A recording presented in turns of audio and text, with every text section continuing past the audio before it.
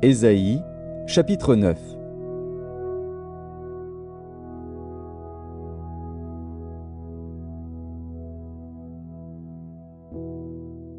Mais les ténèbres ne régneront pas toujours sur la terre où il y a maintenant des angoisses.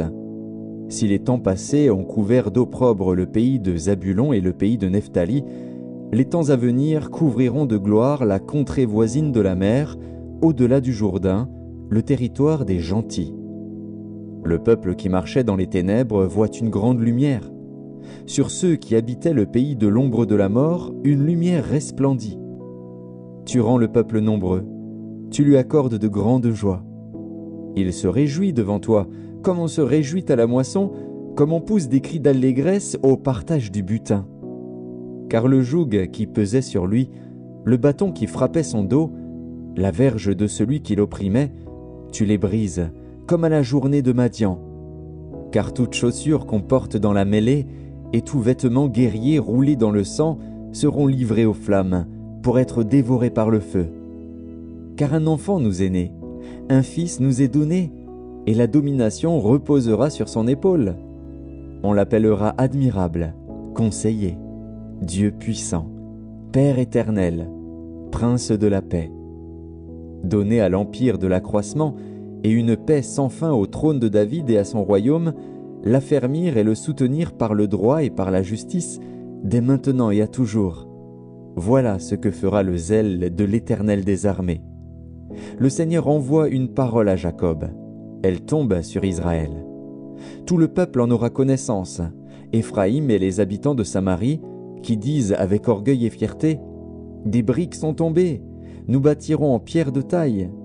Des sycomores ont été coupés, nous les remplacerons par des cèdres. » L'Éternel élèvera contre eux les ennemis de Rétzin, et il armera leurs ennemis, les Syriens à l'Orient, les Philistins à l'Occident, et ils dévoreront Israël à pleine bouche.